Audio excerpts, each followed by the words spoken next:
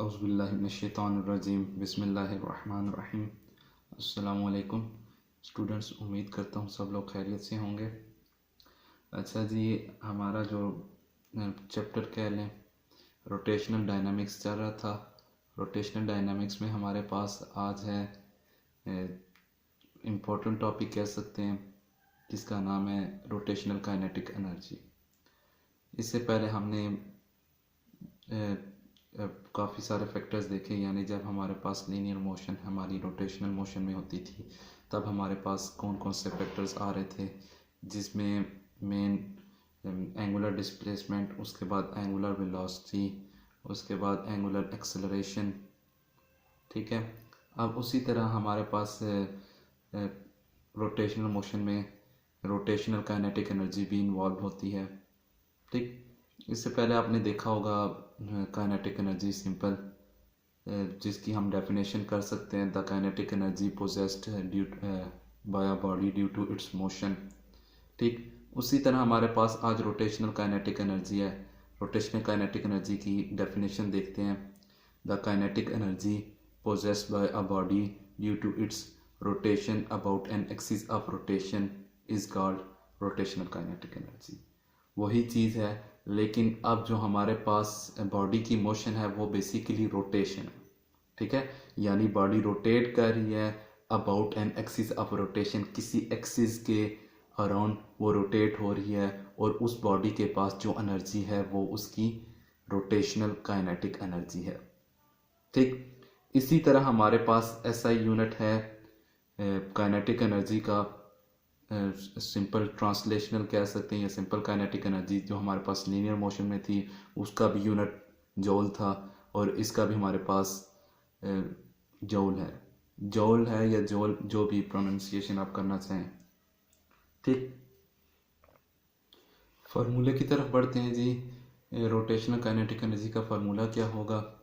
अच्छा, पहले कंसीडर करते हैं कि हमारे पास जो ट्रांसलेशन, कोई भी ऑब्जेक्ट है, मैस है उसका, वो मोशन में है विद वेलोसिटी v, और उसकी जो काइनेटिक एनर्जी है वो ट्रांसलेशनल काइनेटिक एनर्जी होगी।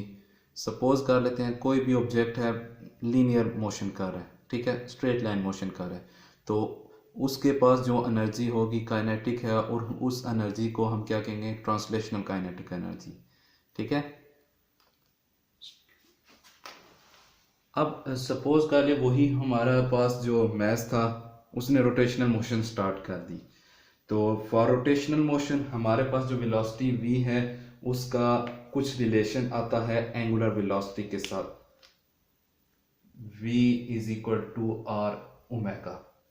सिंपल, अब मैं क्या करूंगा? v is equal to r omega को इस वेलोसिटी में पुट कर दूंगा, k dot e is equal to 1/2 m, अब r ओमेगा का स्क्वायर। ठीक, इसी तरह इनको अरेंज करते हैं जी, या square 1/2 m r square and omega square. This is the formula of rotational kinetic energy. जी, अब आते हैं हमारे पास rotational kinetic energy of rigid body. इससे पहले हमने जो डेरिवेशन की जो फार्मूला निकाला वो जस्ट हमने जनरल बात की कि कोई भी ऑब्जेक्ट है। अब रिजिड बॉडी की तरफ क्यों बढ़ रहे हैं? क्योंकि हमने फर्स्ट लेक्चर के जो रोटेशनल डायनामिक्स स्टार्ट की थी, मैंने इसमें बात की थी कि the motion of rigid body is called rotational motion. ठीक है, यानी रिजिड बॉडी की जो मोशन होगी वो रोटेशनल होगी। सो इसलिए अब हम सीधा टपक रहे हैं जिस पे रिजिड बॉडी पे, कि रिजिड बॉडी की रोटेशनल काइनेटिक एनर्जी क्या होगी। अच्छा, इससे पहले भी मैंने आपको रिजिड बॉडी की डेफिनेशन बताई हुई है, तो ये डेफिनेशन एक और आपके सामने है। A body which is the collection of n mass particles. ठीक है, इससे पहले मैंने आपको बताई थी कि वो बॉडी जिसके जितने भी पॉइंट्स है मैस है या एन मैस पार्टिकल्स हैं वो फिक्स्ड होते हैं, स्ट्रेच नहीं होती। ठीक है, ये समझ लें कि उसी से मिलती जुलती, ये भी उसकी रिजिड बॉडी की एक और डेफिनेशन है। ठीक, अब ये n मैस पार्टिकल हैं, अब जितने n मैस पार्टिकल हैं वो भी फिक्स्ड हैं, वो उनको भी हम डिफॉर्म या उस स्ट्रेच नहीं कर सकते। ठीक है, फिक्स्ड होंगे रिजिड बॉडी में सारे मैस पार्टिकल्स। अच्छा जी, ये आपके सामने है एक रिजिड बॉडी बनाई हुई है मैंने।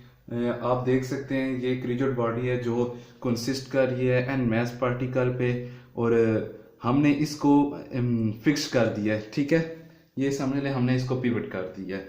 अब सपोज कर लें कि ये मोशन में है। ठीक है, हमने यहाँ से फिक्स किया, अब ये मोशन होगी तो रोटेशन होगी इसमें। ठीक, अब ये बॉडी आपकी रिजिड बॉडी रोटेट होगी about an axis of rotation. ठीक, ये समझ लें हमारे पास एक्सिस होगा जहां से हमने उसको फिक्स कर दिया है। ठीक है, अब यहां से इस एक्सिस ऑफ रोटेशन से जो मैसेज है आपके पास मैस पार्टिकल, उनका डिफरेंट डिस्टेंस है यहां तक, सेंटर तक। सेंटर कह सकते हैं, या हम पिवट पॉइंट कह सकते हैं, या एक्सिस ऑफ रोटेशन कह सकते हैं। ठीक है, चलिए, अब बॉडी हमारी मोशन में है, रोटेशनल मोशन में है, हमने उसको यहां से फिक्स किया हुआ था। अब हम फाइंड करते हैं जी इसकी काइनेटिक एनर्जी क्या होगी। एन मैस पार्टिकल है, सो हम पहले एक एक मैस पार्टिकल की देखते हैं। सो हमारे पास फॉर्मूला क्या था, रोटेशनल, सॉरी लास्ट टाइम मैंने ये रोटेशनल सब्सक्रिप्शन यूज नहीं की थी, अब मैं यूज कर रहा हूं। सो 1/2m1 की कर रहे हैं जी। उसके बाद क्या था हमारे पास आर स्क्वेयर था, सो r1² और ω1² कर देते हैं। ठीक है, हम इस एक्सिस ऑफ रोटेशन से चेक कर रहे हैं भाई इन सारों की जो रोटेशनल काइनेटिक एनर्जी है। इसी तरह मैं कर देता हूँ मैस m2 की कर लेता हूँ। ठीक, यहाँ पे m1 और m2 की बात कर लेते हैं। Kinetic energy, rotational kinetic energy is equal to 1/2m2 r2² ω2²। ठीक, इसी तरह 3 की भी कर लेते हैं, और 3 की भी इसी तरह करेंगे, और ये छोटे छोटे डॉट डालेंगे, यानी इसकी क्वांटिटी जा रही है n मैस पार्टिकल। सो मैं सीधा कहता हूँ so on up to k kinetic energy rotational equal to 1/2, ये n मैस की है, mn और n² ω(n²). ठीक है, ये हमारे पास आ गई पार्टिकल्स की रोटेशनल काइनेटिक एनर्जी। अब इस पूरी बॉडी की यानी रिजिड बॉडी की टोटल काइनेटिक एनर्जी क्या होगी, total rotational kinetic energy which is sum of all these masses. ठीक है, sum of all these masses kinetic rotational kinetic energy. So अब मैं क्या करता हूं जी, इन सबको सम अप करके लिख लेता हूं जी। ये है आपके सामने total rotational kinetic energy of rigid body, हमने सबको सम अप कर दिया। ठीक, अब बात करते हैं एक चीज की। मैंने फिगर मिटा दिया क्योंकि जगह नहीं थी। अगर आपने फिगर ध्यान से देखी हो तो आप देखें इन सब का जो एक्सिस ऑफ रोटेशन है वो एक ही था, या कह सकते हैं कि एक ही हमने पिवट पॉइंट उसको किया हुआ था, फिक्स किया था वॉल के साथ या किसी भी चीज के साथ, और बाकी बॉडी मूव कर रही थी और उसमें जो मैसेज थे वो भी मोशन में थे। ठीक, यानी हम कह सकते हैं कि इन सब मैसेज का जो एक्सिस ऑफ रोटेशन था वो सेम था। सो इस केस में हमारे पास जो एंगुलर वेलोसिटी थी वो क्या होगी, सबके लिए सेम। ठीक है, सबके लिए एंगुलर वेलोसिटी सेम। सो मैं कह सकता हूं ω1 is equal to ω2 up to ω3, या sorry so on and ω(n) सारे इक्वल थे। सो मैं इन सारों को पुट करके लिख सकता हूं, इन सब को कह देता हूं ω, यानी इन सारों मैस पार्टिकल थे उनकी सेम ही एंगुलर वेलोसिटी थी, जिसको मैंने ओमेगा का नाम दे दिया ये चीज। ठीक, अब ऊपर वाली इक्वेशन में पुट करते हैं, दोबारा इसको लिखते हैं जी 1/2m1 r1² omega plus 1/2m2 r2² omega plus up to so and plus यहाँ पे नीचे 1/2mn r(n²) and omega. Simple हो गया। ठीक, अब देखिए हमारे पास कुछ चीज कॉमन आ रही है इस सब में। वो क्या थी? वो सिंपल ओमेगा था। सो मैं लिखता हूं और साथ ओमेगा स्क्वायर को, सॉरी यहां पे मैंने स्क्वायर नहीं डाला, ठीक है, स्क्वायर डाल दिया। अब मैं सब क्या कहता हूं, इन सारों में से कॉमन लेता हूं ओमेगा स्क्वायर को, कॉमन ले लिया और एक और स्टेप करता हूं, यानी ये आप देख सकते हैं ये सीरीज में ओपन है, यानी समेशन हो रही है, सारों सम हो रहे हैं। सो मैं क्यों ना इस सारी सीरीज फॉर्म को एक कंपैक्ट फॉर्म में लिख दूं, ठीक, यानी मजमूई फॉर्म में। सो मेरे पास आ जाएगी rotational kinetic energy is equal to, क्या था हमारे पास, 1/2 को चलो इस तरह लिख देते हैं और बाकी इसको ब्रैकेट समेशन, या इसको मैं जरा दूसरे मार्कर से लिखता हूं, summation i is equal to 1 n, और हमारे पास क्या था, m1 और r1 चाह रहा था। सो मैं mi ri का स्क्वायर ब्रैकेट क्लोज, और हमारे पास क्या कॉमन आ रहा था, ओमेगा स्क्वायर, ठीक, ये चीज बन गई।